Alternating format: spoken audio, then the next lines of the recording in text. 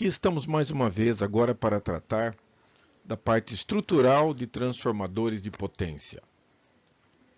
Aqui a imagem nos mostra alguns desses transformadores em campo aberto. São subestações ao ar livre.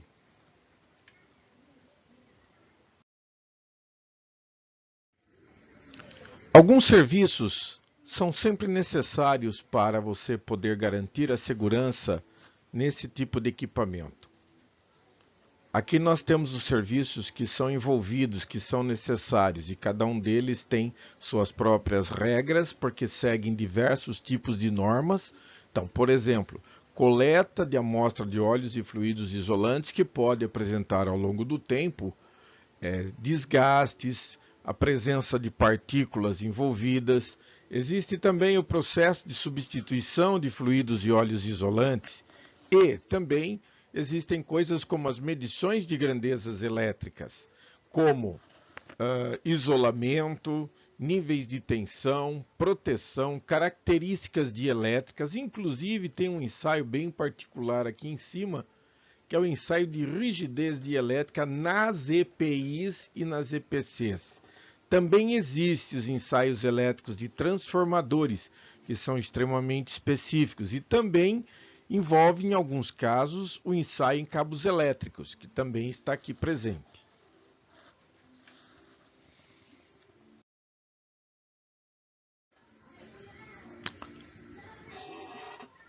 Dentro dos transformadores, principalmente os transformadores de potência, a partir de um determinado valor, o que existe é a presença de um determinado tipo de fluido, que pode ser um líquido isolante sintético ou algum fluido tratado. O objetivo dele é transportar calor. Normalmente esse processo, em alguns casos simples, é por convecção através das aletas externas, mas a principal função é garantir a dissipação de calor excedente dentro do transformador. Isso forma uma caixa no qual a convecção permite que a temperatura seja dissipada através das aletas externas. Para isso, a qualidade do líquido isolante tem que ser controlada, inclusive o nível do líquido dentro do transformador. Esses fluidos têm características dielétricas. Significa o seguinte: não pode ser um líquido isolante, não pode ser um líquido condutor. Tem características bem específicas para que ele possa transportar calor com segurança.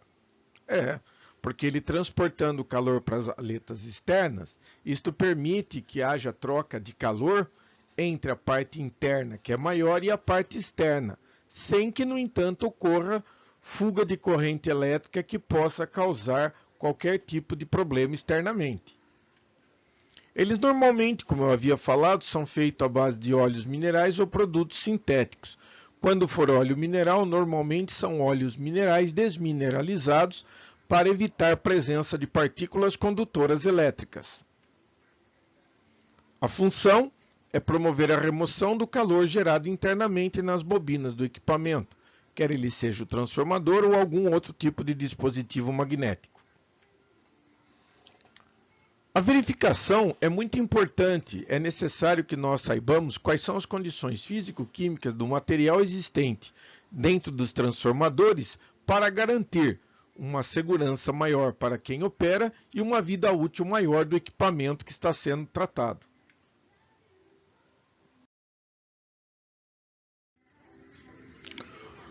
Procedimento de coleta. Não é tão simples quanto você possa imaginar. É preciso muito cuidado quando se trabalha com equipamentos, não necessariamente por conta do risco elétrico nessas condições.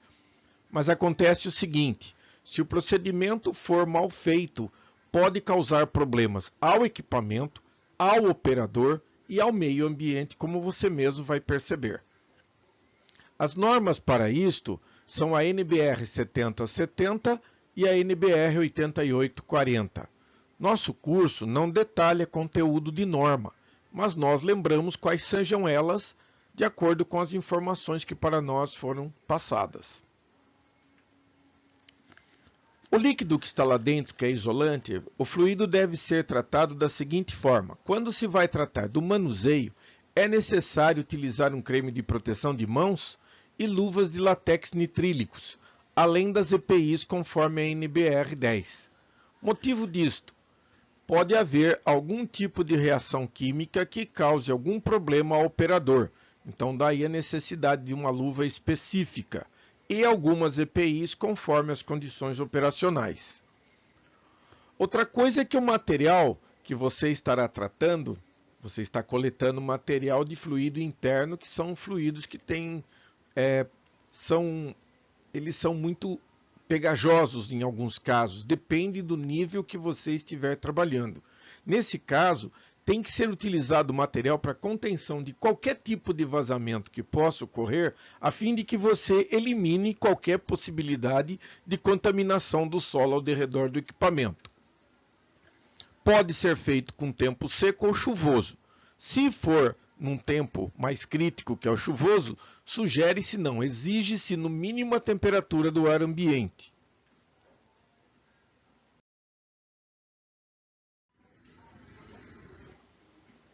É muito importante nós nos preocuparmos com o nível do óleo ou fluido que esteja envolvido dentro do processo. Por quê? O nível baixo vai impedir a convecção e níveis um pouco acima aumenta a pressão e pode causar vazamentos. Os transformadores de energia que sejam imersos em qualquer tipo de óleo ou fluido isolante exige que seja garantido que o nível dos fluidos estejam sempre acima do mínimo. Portanto, isso implica que é importante a reposição de qualquer volume que esteja ausente, que tenha sido causado por causa de alguma intervenção elétrica, por conta da coleta ou até mesmo por um vazamento pré-existente que também deverá ser reparado. O complemento sempre deverá utilizar um óleo mineral novo e deverá ser feito através do bombeamento. O novo óleo precisa de uma concentração. A concentração exigida deve ser inferior a 10 partes por milhão.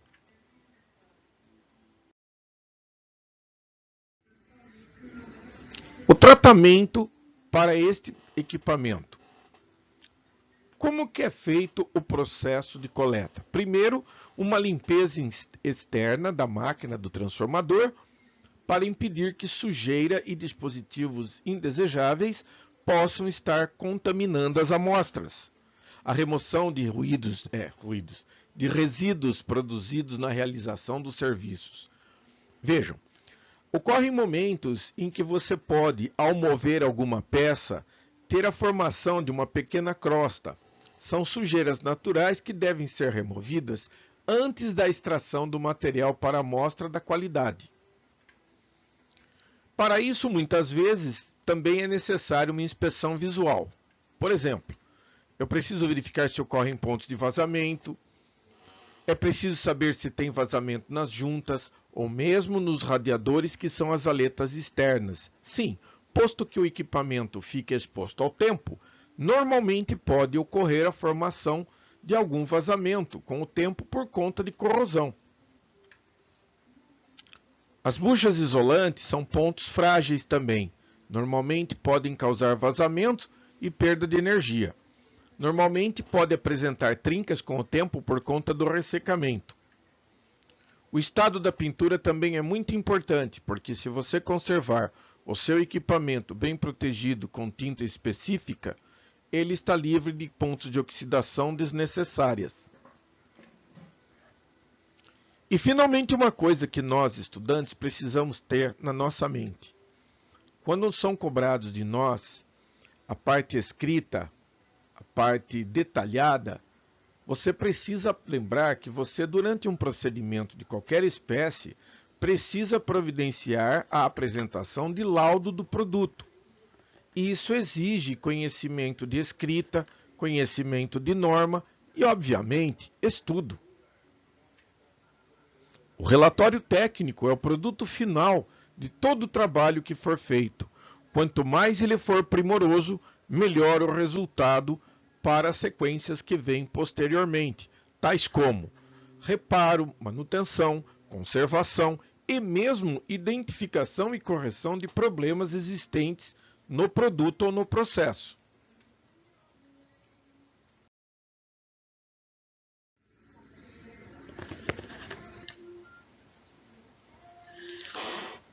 Vou falar um pouco agora sobre as EPIs que deverão cumprir as normas necessárias nesse processo de análise e de testes que são importantes para garantir a qualidade do equipamento e a sua durabilidade e segurança. Quando eu me refiro à segurança, existem dois aspectos. Você pode ter um equipamento que tenha vazamento de energia elétrica, ele se torna um elemento perigoso em determinadas condições, principalmente, como, por exemplo, com a proximidade do operador e o desconhecimento do problema existente. Segundo, também pode ter perda de energia porque está associado esse processo a alguma falha do tipo mecânica ou de isolamento. Então, testes são necessários. Porém, as EPIs e EPCs que vão cumprir essa norma deverão estar dentro das normas. Quais sejam elas? Primeira, a luva isolante de borracha. Ela tem características próprias. Ela deve seguir a norma NBR 1439, a norma 11.854, 8.221, 10.623, 12.576 e a NR10. É necessário que ela cumpra também principalmente a norma de proteção contra choque elétrico da NBR 10.622.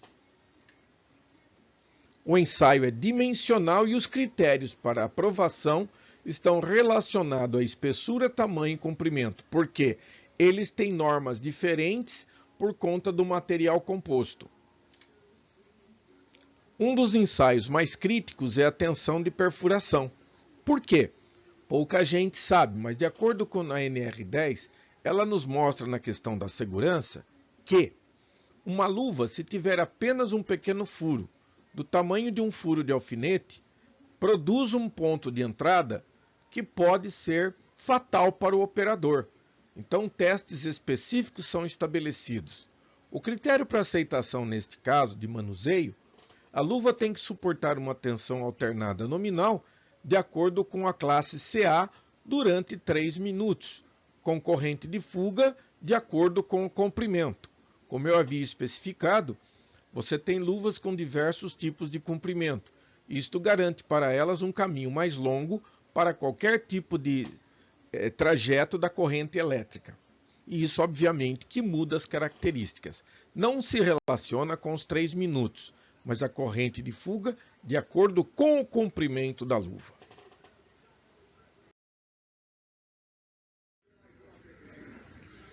O calçado também precisa ser estabelecido e ele tem que utilizar um solado isolante dependendo do seu CA. Deve ser evitado qualquer tipo de calçado. A CA garante a qualidade, que é o certificado de autenticação, ela garante a aplicação. Por exemplo, a presença de ilhós num sapato de segurança é um problema severo quando ele faz, se porventura alguém tentasse utilizá-lo como meio elétrico, porque os metais condutores presentes no dispositivo aumentam o nível de riscos. O solado é determinado pela norma NBR 12.576. No mesmo situação, é uma tensão aplicada e uma corrente de fuga que tem que respeitar limites, quais sejam. O calçado tem que suportar tensão nominal alternada durante 1 minuto. A corrente de fuga, nessa elevação de tensão, durante 1 minuto, ele não pode permitir a circulação de corrente que ultrapasse 0,5 mA, dentro da norma de segurança. Outro dispositivo é o capacete de segurança. Esse tem um comportamento mais complexo, porque normalmente o uso do capacete é para a proteção da cabeça contra pancadas acidentais que podem ocorrer em ambientes onde você precisa se locomover entre partes salientes. Outra, ele também pode tocar em algum cabo energizado. Então, ele tem que ter características elétricas isolantes de boa qualidade de acordo com a norma. A NBR 8221 garante proteção de categoria AB ou B para proteção de cabeça contra impacto, que são as batidas, perfurações que possam ocorrer e choques elétricos. É testado a rigidez dielétrica, a tensão aplicada e corrente de fuga. Lembre, a corrente de fuga é uma corrente inesperada que não poderia estar acontecendo. Os critérios para aceitação é que o capacete tem que suportar uma tensão alternada de 20 kV por 1 minuto sem que ocorra a perfuração do mesmo pela corrente em busca do aterramento. A corrente de fuga na elevação da tensão não poderá exceder 16 mA. Aqui eu estou colocando uma tabela para que você possa ter uma ideia dos limites envolvidos. Por exemplo, 16 mA é a máxima tolerável sem nenhuma consequência. A partir de 20 mA já começa a acontecer uma sequência indesejada, tal como, por exemplo, 20 mA parada respiratória, 100 mA um ataque cardíaco e 2 A parada cardiorrespiratória.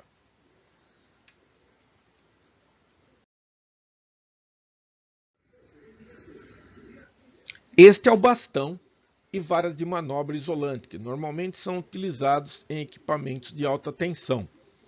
A barra que você vê ali, cor de laranja, mais cabo e mais todos os equipamentos envolvidos nesse tipo de equipamento, é o equipamento do equipamento. Por exemplo, o material que compõe a haste laranja, o material que compõe o cabo, são equipamentos que permitem a proteção do operador que vai utilizar esse dispositivo para desarme de algum dispositivo, coisa que nós conhecemos como manobra.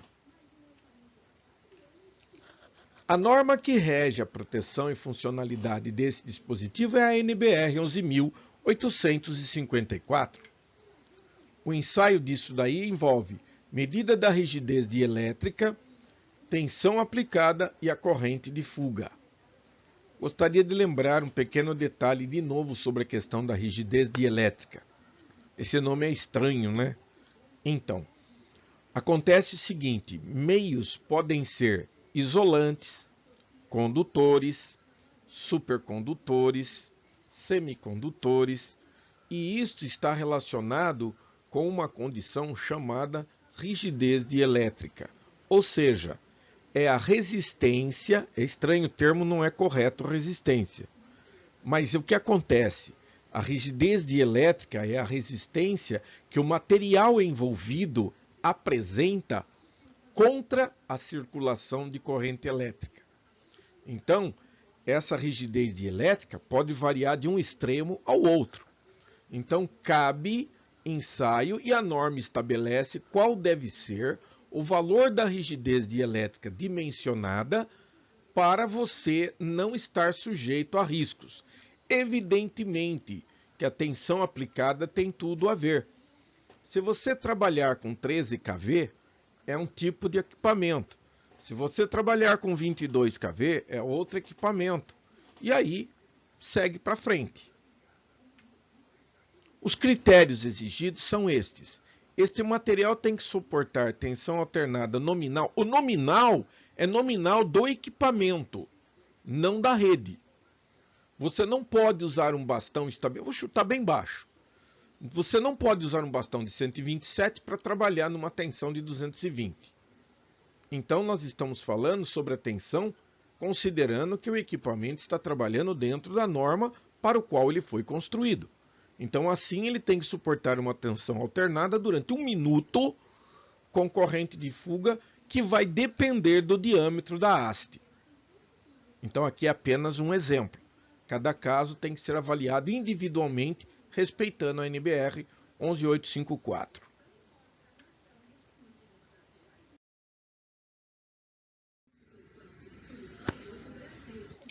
O tapete isolante de borracha é um aparato muito utilizado em diversos tipos de atividade que envolvem trato com tensões elevadas. Ele está com todas as especificações estabelecidas no nível de tensão dentro da norma NBR 14039. De novo, as mesmas considerações. Existem tapetes para diversas tensões. Essa imagem aqui é meramente ilustrativa. O tapete tem que suportar uma tensão alternada de acordo com a classe de isolação do tapete, durante 1 minuto. E a corrente de fuga, durante o processo que vai elevar a tensão até o limite, e durante a própria aplicação, não pode exceder 16 mA, que, como nós vimos numa tabela anterior, é a garantia de que você não tenha nenhum efeito colateral danoso ao operador.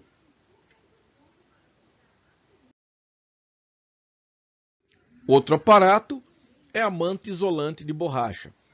Eu aqui preferi colocar uma imagem, você pode ver a manta aplicada em diversos pontos. Você tem os operadores em cabines especializadas. Eu quero que você observe, vou passar o laser em cima. Olha só que interessante. Você está vendo aqui na mão dele, ó. Isso aqui é uma luva, ó. Ele está usando um capacete especial, devidamente dimensionado para operações neste tipo de equipamento. As mantas protegem os pontos vivos abertos. E você tem, dá para você ver aqui nesse detalhe, que ele usa a manta protetora, que no caso aqui vai até o ombro. Tá lembrando da questão do comprimento? Então vamos ver a especificação das mantas. A norma que rege isso é a NBR 10.623. Os ensaios dela são dimensionais, depende de uma série de fatores. Veja, você pode observar que ela possui uma determinada dimensão e formato. Isso aqui é um padrão conforme o nível de tensão que ela for abrigar. Aliás, dá para ver inclusive aqui que existe manta aqui na lateral da cabine. Aqui também tem um outro ponto onde você também tem um nível de proteção, porque você tem que garantir total isolamento do operador. Ela tem que atender a espessura, tamanho e comprimentos especificados na norma de acordo com a tensão para o qual ela deve ser aplicada.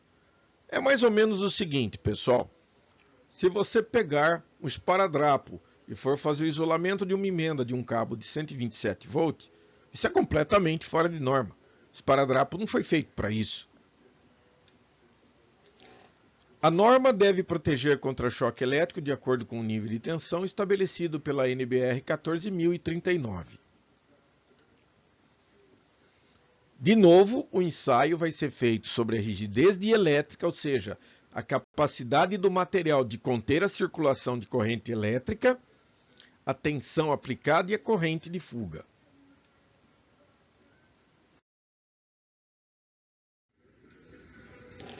Aqui nós temos uma imagem de um detetor de fase, detetor fase-fase.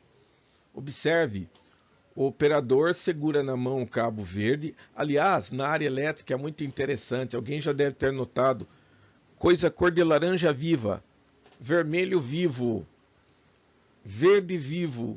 Por quê? Porque são cores que oferecem visualmente uma segurança maior. Os equipamentos são facilmente observáveis pelo operador. Aqui você pode ver que isso aqui está isolado. Isso aqui é para medida de tensão em cabos de alta tensão. Ele está totalmente isolado do operador. Existe um conector.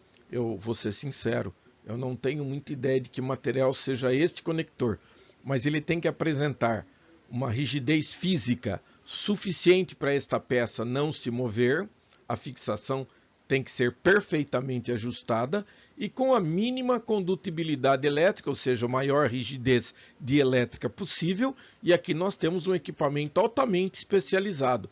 Quando isto toca num cabo de alta tensão, ele produz uma indicação sonora e, em alguns equipamentos, inclusive visual. A norma que atende esse equipamento é a 14.039. Os ensaios são feitos para medir a variação das tensões elétricas de acordo com escalas e classes de tensão do equipamento. São feitos ensaios de proximidade ou contato. Só vai ser aceito o equipamento de teste quando ele indicar através de sinais sonoros e visuais a classe de tensão de acordo com o que ele está configurado para atender.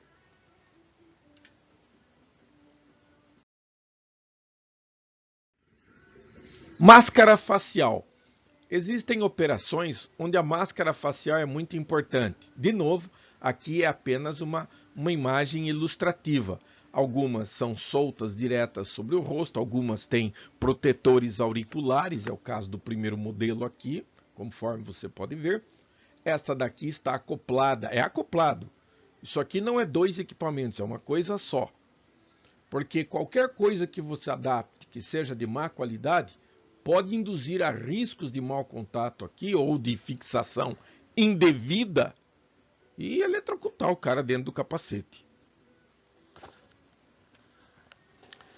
A norma prevê pancadas frontais no dispositivo transparente, tá certo? Ele tem que ser protegido contra impactos, choques elétricos regidos pela norma NBR 8221.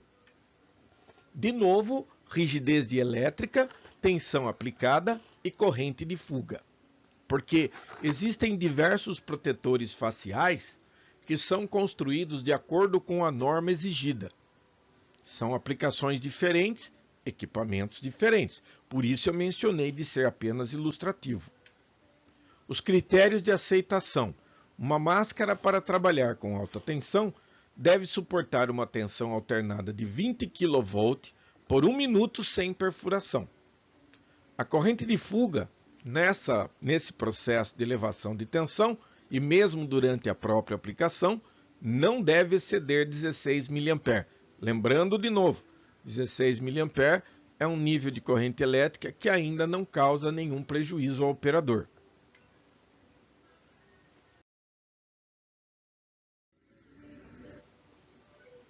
Vamos agora falar sobre ensaio elétrico e ensaios de transformadores. Significa medição de isolamento, medição de condição dielétrica e assim por diante.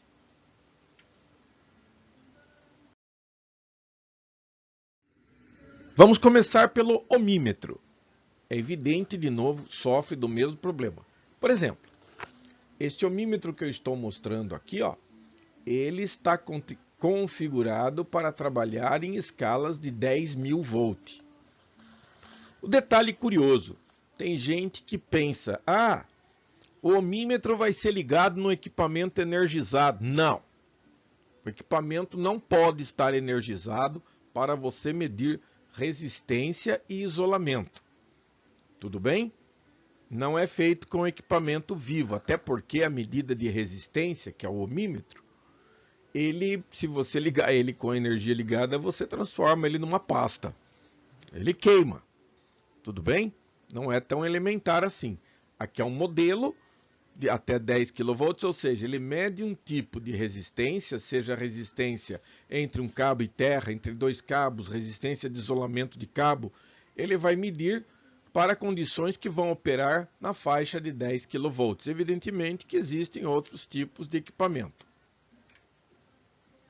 O objetivo fundamental é identificar baixa resistência de contato, que normalmente é ocasionado pela perda da isolação do material, causado pela presença de material de contato condutivo, como por exemplo, se estiver imerso em óleo isolante, podem ter partículas condutoras que diminuem a resistência, permitindo um aumento da corrente elétrica circulante no local, aumentando os riscos.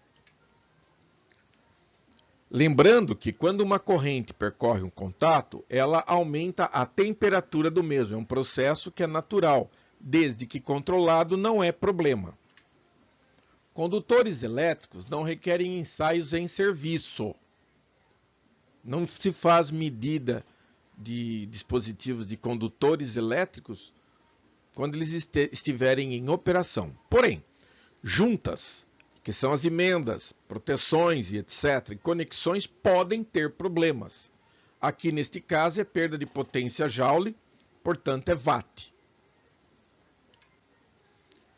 Nos disjuntores, as leituras especificadas deverão ser feitas entre as buchas 1, 2, 3, 4, 5, 6, ainda com disjuntor desenergizado e fechado.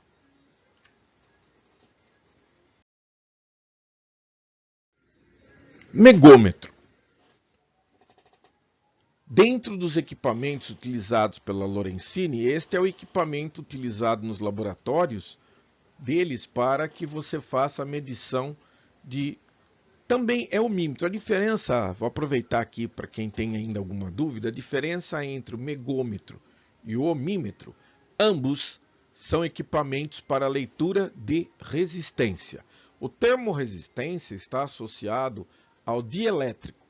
Então, o que acontece? O ohmímetro pode medir resistências de 1 ohm, 10 ohm, 1 kΩ, 100 ohms, enfim.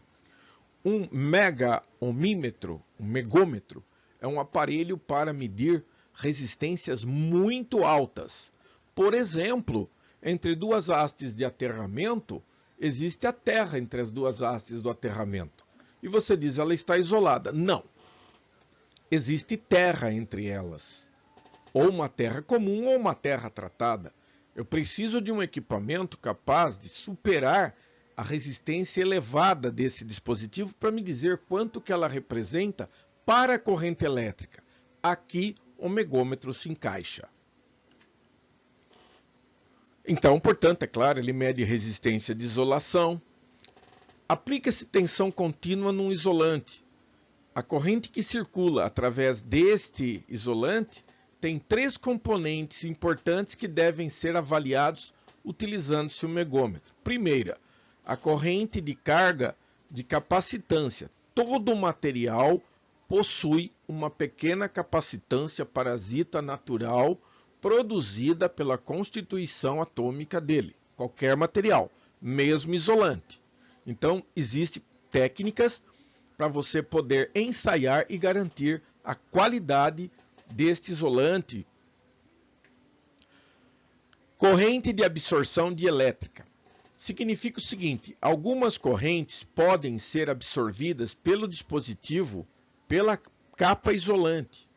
É ela que acaba com o tempo proporcionando vazamento de corrente elétrica que pode ser inclusive fatal. Então é preciso medir a capacidade de absorção dielétrica desse material. Isso é feito com o uso do megômetro.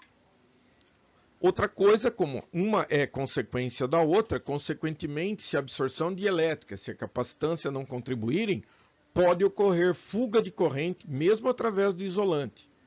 Então, eu preciso tomar os cuidados necessários e fazer as medições para garantir a integridade química do material. Baseado nesses fatores, é claro, o megômetro permite fazer uma leitura extremamente precisa da resistência do dielétrico do material isolante.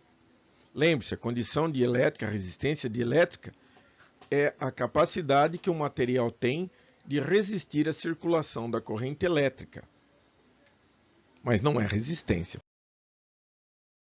Por favor. Os megômetros também são utilizados para aplicações em medidas dentro de disjuntores a óleo. Aqui você tem uma foto de um disjuntor a óleo.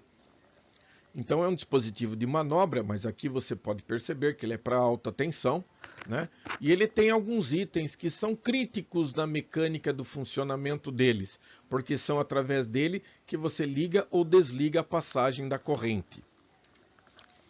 Os ensaios devem ser feitos para poder medir fuga de corrente entre bucha e câmara, e entre bucha e câmara do corpo do disjuntor. Vamos ver o que é isto? Fazendo-se um corte lateral no dispositivo, aqui você está vendo as hastes fisicamente, e são estas hastes daqui. A energia vai passar daqui para cá. Ok? Então aqui o que eu posso falar para vocês é o seguinte. Isto aqui é a bucha. E isto aqui embaixo, esta parte aqui, é a câmara de interrupção. O problema é que quando você tem alta tensão envolvida, um dos piores problemas que acontece normalmente é o seguinte: ao você interromper a circulação de alta corrente por este dispositivo, ele pode vir a produzir o que nós conhecemos como faiscamento. Essa faísca forma um arco voltaico que pode ser duradouro ou não. Existe todo um equipamento aqui, inclusive o preenchimento desta câmara é muito importante, tá ok? Para garantir a extinção do arco. O arco causaria o seguinte problema: ao você abrir o dispositivo, a corrente não interrompe, o que é gravíssimo. Para que eles sintam a falta destas, isso aí significa que os testes não foram muito adequados, ou que a descarga causou algum problema por ser superior à capacidade de corrente do disjuntor.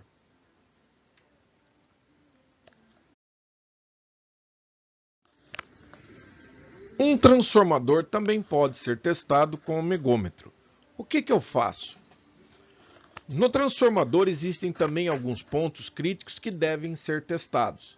Por exemplo, a resistência dielétrica entre bucha e enrolamento do primário. Então aqui eu tenho os enrolamentos e aqui eu tenho as buchas, que são as partes externas.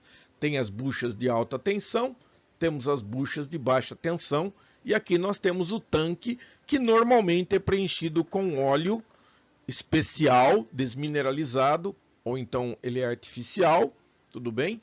Isto permite nas azetas, aqui nós temos algumas azetas ou aletas externas que dissipam o calor, circula, portanto, este líquido, levando o calor para o lado de fora e dissipando ele para o meio.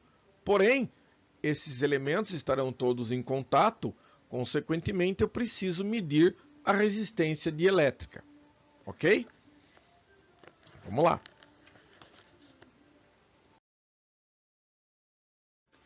Aqui eu tenho, por exemplo, um outro equipamento. Nós temos aqui um outro megômetro. É para ilustração também. Mas agora eu estou preocupado com os cabos e com os barramentos.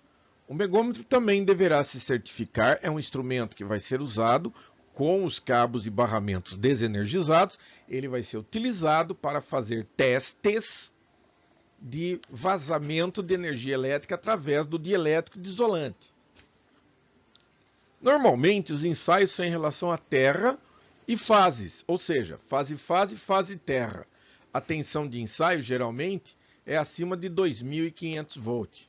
Este multímetro, por exemplo, este megômetro, por exemplo, ele está fora dessa especificação para este tipo de teste. Por quê? Porque se a tensão de ensaio é acima de 2.500 volts, se eu usar esse instrumento, ele vai até 2.500 volts. Inadequado. Ele vai dar resultados baseado que o cabo vai ser usado para até 2.500. Então, sugere-se ensaios no equipamento para garantir as qualidades dele quando os cabos estiverem em funcionamento de superarem os 2.500 volts. É razão para ter cuidado com choques elétricos. De novo, mas o instrumento vai estar colocado com 2.500 volts ligado? Não. Você não entendeu. Eu vou usar o equipamento para medir a resistência dielétrica dele, desse cabo, desse barramento, tá ok? Com ele desenergizado, mas o teste vai me mostrar como fica o comportamento de resistência dielétrica, porque quando eu desconectar o equipamento de medição e conectar a energia nele, ele vai funcionar em tensões que serão acima de 2.500 volts. Ora, se o meu instrumento foi utilizado para medir qual o comportamento dele a 2.500 volts, se eu for trabalhar com mais de 2.500, é óbvio que o teste foi errado. Então, normalmente, olha as sugestões aqui. Você pode ter correntes armazenadas por efeitos capacitivos. Então, depois que todos os ensaios são executados, nós devemos esperar descarregamento dos cabos. Garantia de zerar a conta. Outra coisa, aqui desculpa, eu até me antecipei. Aqui eu estou falando exatamente esse fato. Por exemplo, se o meu ensaio foi feito até 2.500, até 2.500 o equipamento garante que o que foi lido garante a qualidade do cabo. Acima disso, este equipamento se torna inadequado, porque ele me informa a resistência até 2.500.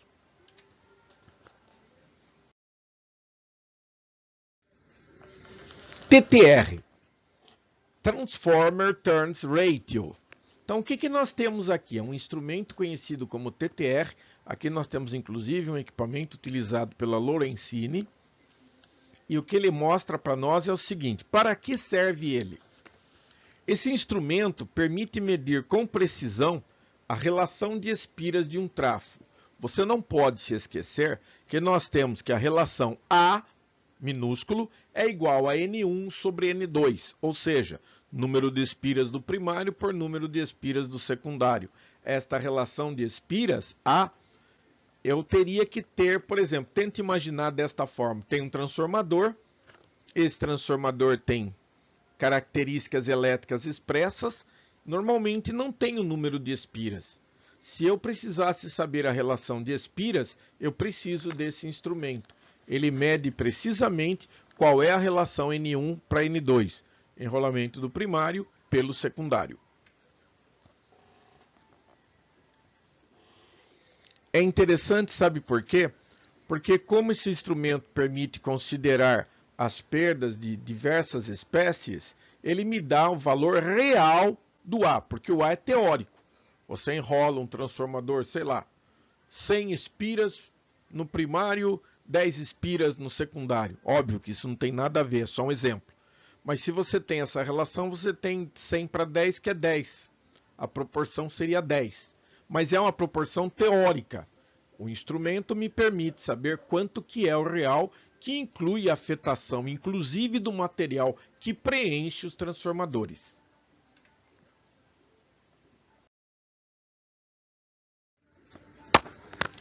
Usa-se também o analisador de potência. Vamos ver.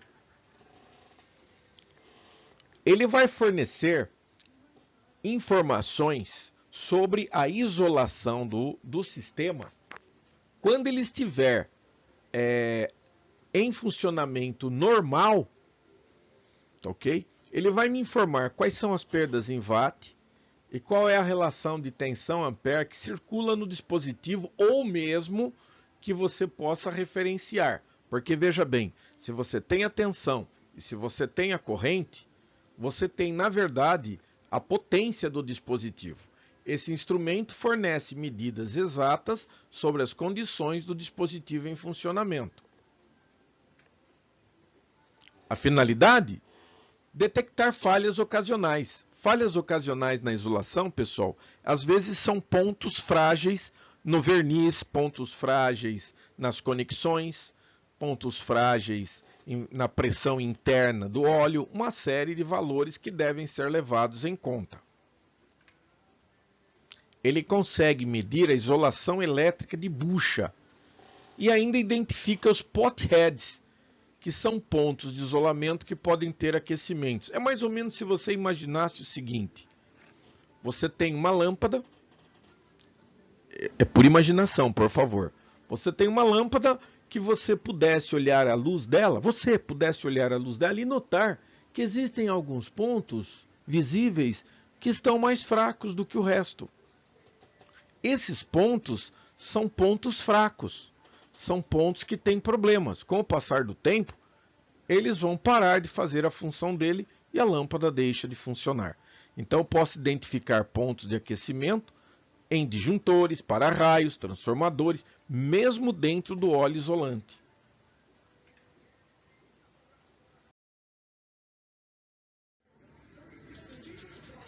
Finalmente, um teste de rigidez dielétrica, um aparelho específico para medir a capacidade de um determinado elemento de conter o fluxo da corrente elétrica. Então, eu vou pôr uma outra imagem aqui para você enxergar o seguinte. Aqui embaixo, você vê dentro do aparelho. Ele tem isolador aqui, tem um isolador aqui e tem uma peça aqui e outra peça separadas. Exatamente o que você vê aqui nesta foto. Tudo bem? Tá vendo? Ó, não estão encostadas, elas estão a uma distância conhecida. Você começa a aumentar a tensão entre as duas. A imersão pode ser de ar ou, não tenho certeza plena sobre isto, mas pode ser também com algum líquido isolante, porque na verdade esse ensaio vai permitir dizer o seguinte: quando eu começo a aumentar a diferença de potencial entre esses dois pontos, aumentam as chances de formar um arco entre esses dois elementos. Quando você chega no ponto de arco, ele indica as características do elemento em teste. Então ele serve para diversas aplicações. Eu posso determinar materiais, podem ser... Porque, pessoal, a formação de um arco voltaico, que é a faísca e tudo mais, é o seguinte: dentro de um condutor, normalmente a corrente elétrica circula, ela não é um arco. Os elétrons estão fluindo. Agora, tente visualizar dois cabos elétricos com altíssima tensão e com diferenças de potencial entre um e outro, um ao lado do outro. Os dois cabos são envolvidos por um material isolante.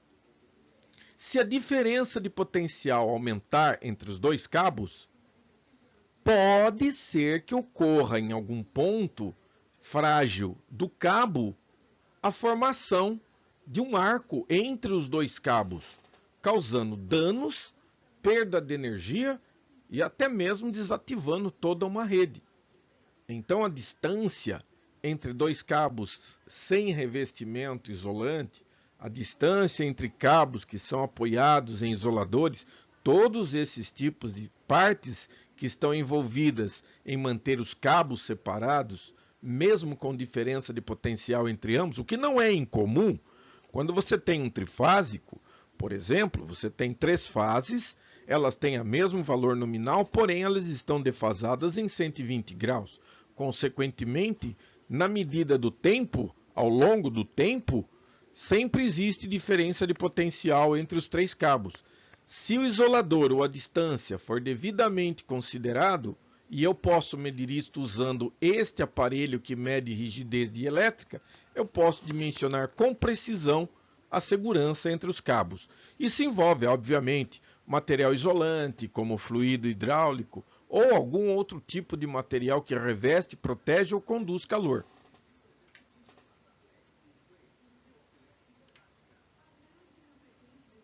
Aqui está exatamente o que eu havia falado. Você aumenta a tensão até criar o arco. É uma faísca. Quando isto ocorre, o aparelho registra e você vai saber como você deve construir a sua instalação ou corrigir erros que nela existam. O resultado medido é em kV.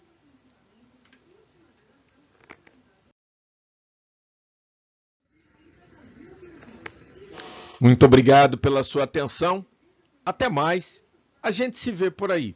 Fiquem com Deus.